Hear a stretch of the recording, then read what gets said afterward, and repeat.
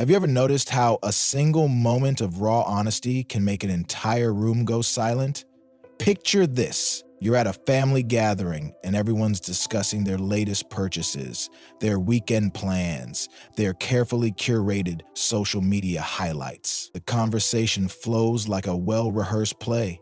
Everyone knowing their lines, everyone playing their part. Then your cousin, the one who always sees things differently, quietly says something that cuts through all the pretense like a blade through silk. Maybe they mention how strange it is that we measure success by how much stuff we can accumulate, or how most people seem to be running on autopilot, chasing goals they never actually chose for themselves. And suddenly, the comfortable chatter dies. Eyes dart away. Someone quickly changes the subject to something safer, something that won't make anyone think too hard. What just happened there? You witnessed something that's been happening for centuries, something so fundamental to human nature that it shaped the thoughts of one of history's most brilliant minds, Arthur Schopenhauer, the German philosopher who refused to sugarcoat uncomfortable truths, saw this pattern everywhere he looked. And what he discovered about why society fears intelligent people will make you question everything you thought you knew about human relationships. Imagine being able to see through the polished surface of everyday interactions, like having X-ray vision for human behavior. You notice the small contradictions, the carefully constructed personas, the gap between what people say and what they actually mean. You can't help but see the deeper currents running beneath surface conversations. This isn't a superpower you ask for, and it's definitely not one that makes you popular at parties. This is the reality for people whose minds work differently, who can't simply turn off their ability to notice patterns, inconsistencies, and uncomfortable truths. But here's what's fascinating. Society doesn't reject intelligence because it's inherently threatening. Society fears intelligence because intelligent people serve as living mirrors, reflecting back all the things we'd rather not see about ourselves. They're the ones who notice when the emperor has no clothes, when our sacred beliefs don't hold up to scrutiny, when our comfortable lies start showing cracks. And most of us, if we're being honest, prefer our illusions intact. Think about the last time someone challenged something you really believed in. Not just disagreed with you, but presented such a clear, logical argument that you felt your certainty wavering. How did that feel? Your heart probably started beating faster. You might have felt defensive, maybe even angry. That's not because you're weak or closed-minded. That's because having your worldview challenged feels like having your identity attacked. When someone questions your beliefs, they're questioning your choices, your values, your entire sense of who you are. Now imagine if that feeling happened regularly in your interactions with certain people. Imagine if some individuals consistently asked questions that made you uncomfortable, pointed out things you'd rather not think about, or approached familiar topics from angles that revealed their complexity in ways you'd rather avoid. Would you seek out their company? Would you invite them to your dinner parties? Or would you find reasons to keep your distance, telling yourself they're too intense, too negative, too analytical? This is the daily reality that many intelligent people face, not because they're trying to make others uncomfortable, but because their minds naturally gravitate toward deeper questions, underlying patterns, and uncomfortable truths. They're like people who can see colors that others can't perceive, trying to describe experiences that have no common reference point. The result is often profound isolation, not by choice, but by circumstance. Schopenhauer understood this isolation intimately. He spent decades watching his profound insights get dismissed, ignored, or attacked. His masterwork, The World as Will and Representation, sold barely any copies during his lifetime. The academic world rejected his ideas. Society found his observations about human nature too disturbing to accept. But he wasn't sharing these insights to be cruel or superior. He believed that truth, even painful truth, was more valuable than beautiful lies. And that belief made him dangerous to a world built on comfortable illusions. What's particularly cruel about society's response to intelligence is how it disguises fear as moral judgment. Instead of admitting that intelligent people make them uncomfortable, people create narratives to justify their avoidance. They say intelligent people think they're better than everyone else, that they're just showing off, that they're too negative or critical. These aren't really criticisms of intelligence, they're defense mechanisms against feeling intellectually insecure. Have you ever been in a conversation where someone used a word you didn't know or referenced an idea you weren't familiar with? That moment of not knowing can feel exposing, vulnerable. Some people respond to that feeling by getting curious, asking questions, engaging with the new information. But others respond by creating distance, by deciding that the person who used the unfamiliar word is pretentious or showing off. It's easier to blame the messenger than to acknowledge the gap in your own knowledge. This pattern plays out constantly in social interactions. Intelligent people often find themselves editing their thoughts, dumbing down their observations, pretending to be less insightful than they are, just to avoid making others feel uncomfortable. They learn to hide their depth the way others might hide a physical disability, not because there's anything wrong with it, but because society isn't equipped to handle it gracefully. But here's where it gets really interesting. The very qualities that make intelligent people socially challenging are the same qualities that drive human progress. Every breakthrough in science, every advancement in technology, every step forward in human understanding has come from someone who is willing to question accepted wisdom, to see patterns others missed, to ask questions others were afraid to ask. The same intellectual courage that makes someone difficult at dinner parties makes them invaluable to civilization. Schopenhauer saw this paradox clearly. He understood that society simultaneously depends on intelligent people and rejects them. We need questioners and thinkers and people brave enough to challenge our assumptions. But we don't want to deal with the discomfort they create in our daily lives. We want the benefits of their insights without having to confront the limitations of our own thinking. Consider how this plays out in our current moment. Social media has amplified everything Schopenhauer observed about society's relationship with intelligence. The platforms that dominate our information landscape reward simple, easily digestible content that confirms what people already believe. Nuanced thinking gets lost in the noise. Complex ideas get reduced to sound bites.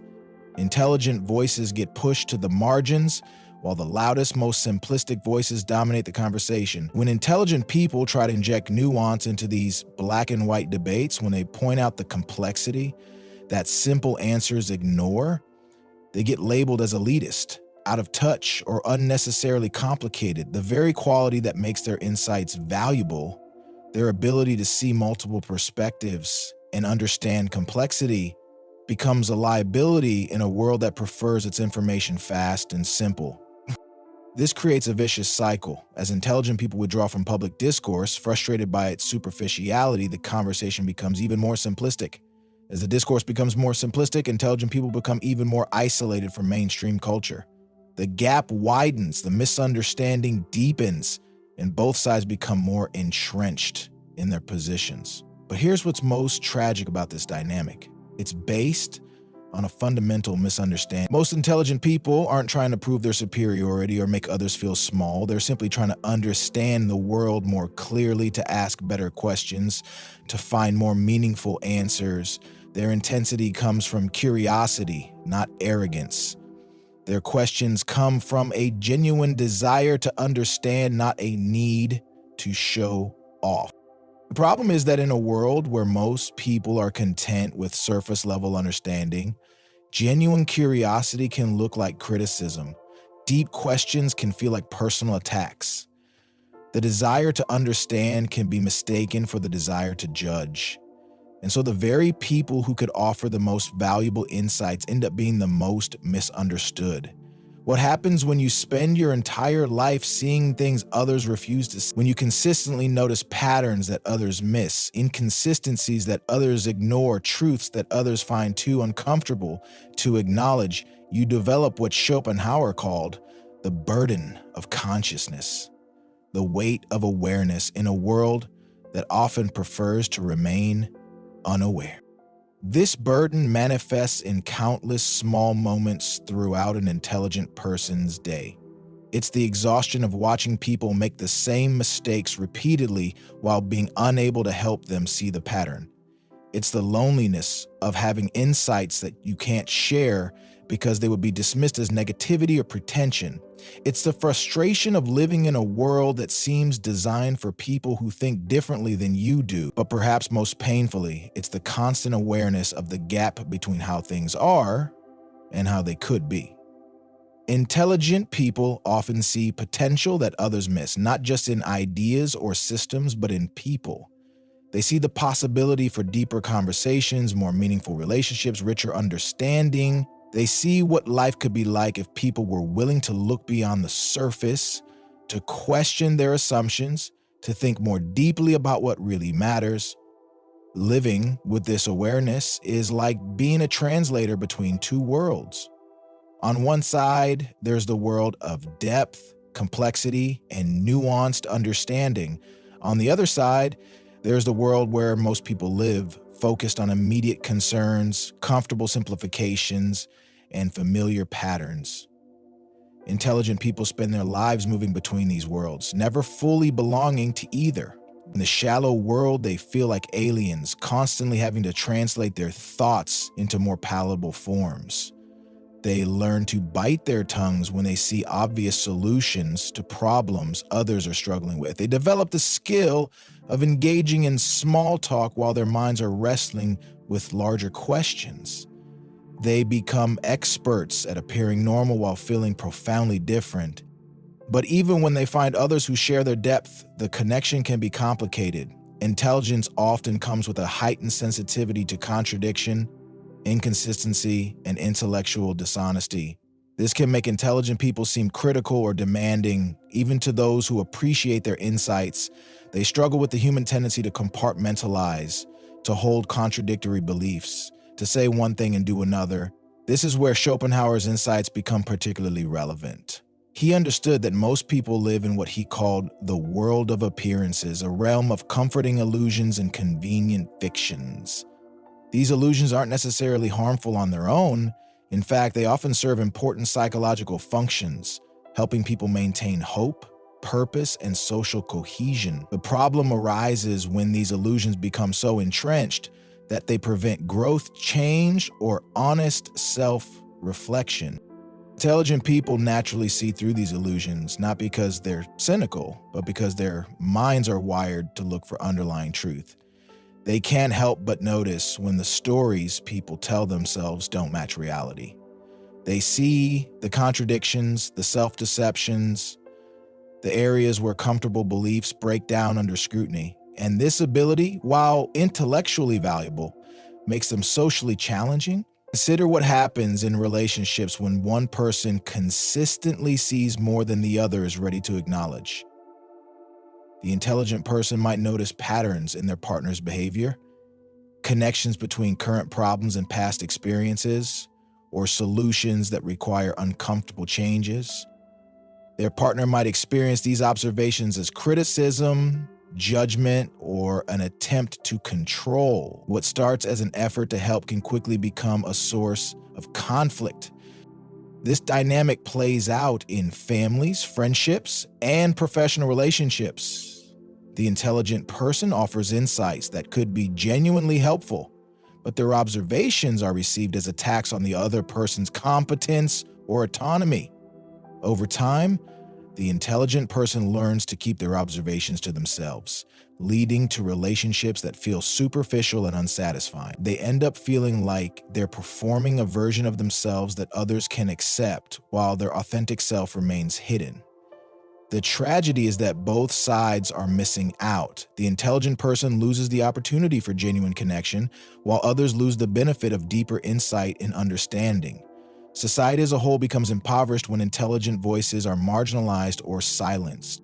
Yet Schopenhauer also recognized that this dynamic serves a purpose. Not everyone is equipped to handle deep questions about existence, meaning, and truth. Most people need to focus on immediate concerns, raising children, earning a living, maintaining relationships. The illusions that intelligent people see through often provide necessary psychological stability for those who aren't prepared for harder truths. This doesn't mean that intelligent people should remain silent or hide their insights. Rather, it suggests the need for wisdom in how and when to share deeper understanding. The goal isn't to shatter everyone's illusions, but to offer alternative perspectives to those who are ready to receive them. It's about finding the balance between honesty and compassion, between truth-telling and social harmony. For intelligent people reading this, the message isn't that you should accept isolation as inevitable. Instead, it's an invitation to understand the dynamics at play and to navigate them more skillfully. Your intelligence is not a character flaw that needs fixing. Your questions are not problems that need solving. Your different perspective is not something to apologize for. What you need is to find your tribe, the people who appreciate depth, who value authenticity, who aren't threatened by someone who thinks differently. These people exist scattered throughout society, often feeling just as isolated as you do. They're the ones who light up when conversations turn philosophical, who ask follow-up questions instead of changing the subject, who appreciate nuance and complexity. Building relationships with these people requires patience and discernment. It means being willing to reveal your depth gradually, testing the waters before diving into the deep end. It means learning to recognize the difference between people who are genuinely interested in understanding and those who are just being polite. It means accepting that meaningful connections might be less frequent, but more valuable than surface-level social interactions. But perhaps most importantly, it means using your intelligence as a bridge rather than a wall. Instead of using your insights to highlight others' limitations, use them to find common ground. Instead of focusing on what others can't see, help them see what they're ready to understand. Instead of withdrawing in frustration, engage with patience and compassion. Schopenhauer believed that consciousness was both a burden and a gift. The burden is the loneliness, the isolation, the constant awareness of things others prefer to ignore. The gift is the richness of inner life, the depth of understanding, the ability to see beauty and meaning that others miss. The key is learning to carry both gracefully, without letting the burden overwhelm the gift, or the gift become a source of arrogance. Your intelligence is not just a personal trait, it's a responsibility. You have a duty to use it constructively, to contribute to the world's understanding, to ask the questions others are afraid to ask. But you also have a responsibility to use it wisely, with humility and compassion for those who haven't yet developed the courage to see as clearly as you do. The world needs your questions, your insights, your refusal to accept comfortable lies. Society's fear of intelligence is really society's fear of growth, of change, of honest self-examination. But growth is inevitable. Change is constant, and honest self-examination is the only path to genuine progress. Your intelligence is part of that path. Your questions are part of that journey. And your refusal to settle for shallow answers is part of humanity's slow evolution toward greater understanding. Don't let society's discomfort dim your light. The intelligence that makes others uncomfortable today will be the insight that helps others tomorrow. The questions that make people squirm now will be the answers that set people free later. Arthur Schopenhauer spent his life being misunderstood, but time eventually proved him right. The same will happen for you, in your own way, in your own time.